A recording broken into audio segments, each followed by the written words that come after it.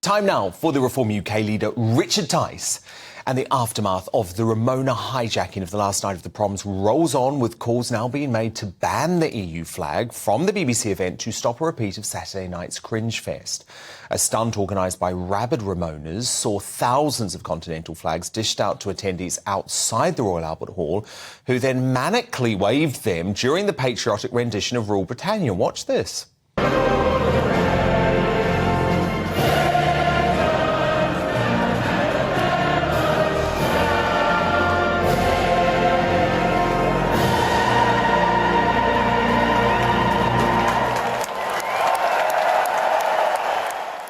The BBC has been accused of aiding and abetting the EU takeover for the second year in a row, though the corporation said in a statement that flag waving was down to audience choice. But Richard, you are calling the flag insulting and unpatriotic and calling for the EU flag to be banned. Absolutely right. I was there on Saturday night. It was the first time. I was very excited, full of enthusiastic patriotism. And I was not exactly greeted with welcome arms by those dishing out the dreadful, bungling, blue bureaucratic flag, who were horrified to see me there. And these flags were everywhere. They had given them away. Who funded all of this? And why did the BBC allow it? If you go back, I think you might also have a picture of the last night of the Proms in 2013-14. You can see it's ablaze with glorious, wonderful Union Jacks. And now, and here's the other thing, and this is why I think the BBC were complicit, because they all moved forward, all of these flags, to the front, because they knew that the cameras would then pan in during Rule Britannia and things on those EU flags. This was highly organised. I think the BBC were complicit. I know they've denied it. Of course they have to. But look, this is not a political event. This is a celebration of British national music, our wonderful songs like Rule Britannia, Land of Hope and Glory, Jerusalem.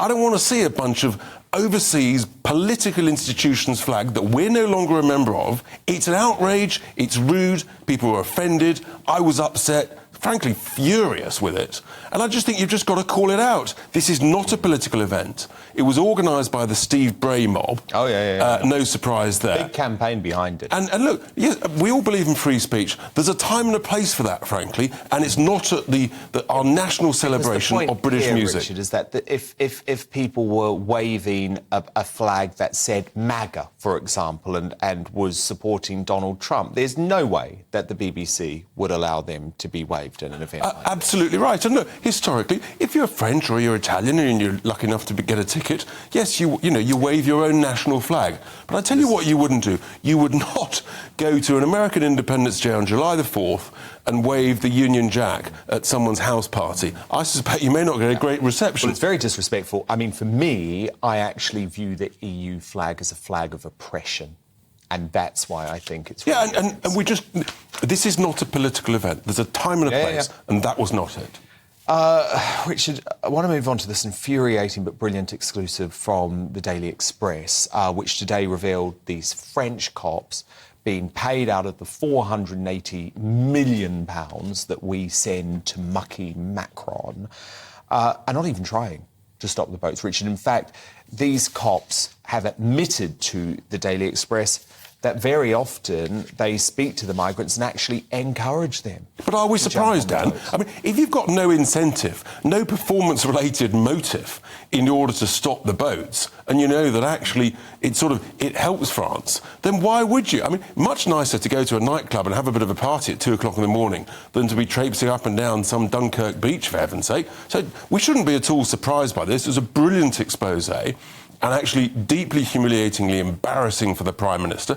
But we've all known this. We've all known this is an appalling waste of money. It's absolutely absurd. You touched on it earlier. I think people are coming to my way of thinking. I'm the one who's been calling first up that you have to literally pick up and safely take back to Dunkirk or Calais, which you can do. More and more people, even from the left, are now saying this is not stoppable until we do this. Who's obviously from the Conservative Party on the Superstar panel tonight, she said it can't be done. It can. Look, with all due respect to Esther, it can be done. I've read all the international treaties. I know exactly which clauses of which treaties, the 1974 SOLAS Treaty, the 1982 UN Convention of Law at Sea. I literally know the very sentence of the very clause. If I was in charge with a lawyer beside me who believes in the cause of secure sovereign borders, I trust you. It would stop within a fortnight. Done, dusted, sorted, and the British people would be very grateful.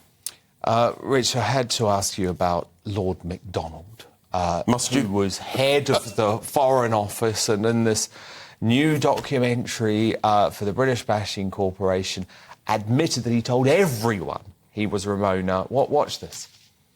The main feeling in the Foreign Office building was of mourning. People were in tears. People were in shock. On this occasion, this solitary occasion, I decided to tell my colleagues, and therefore let ministers know, that I had voted to remain in the European Union. I mean, absolutely disgraceful. He's, of course, breaking the Civil Service Code. Is the Daily Telegraph's Michael Deacon right that those who were in tears that day should be sacked?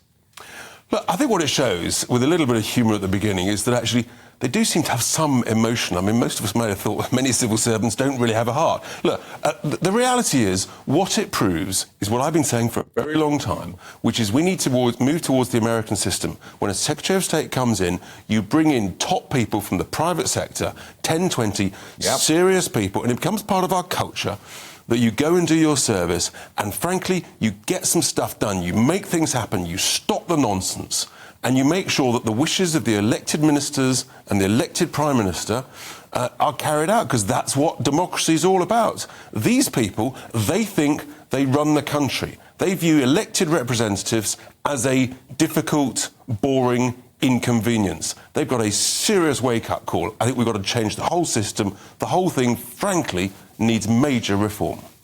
Richard Tice, leader of Reform UK, appropriately. Thank you so much, Richard. Great to see you.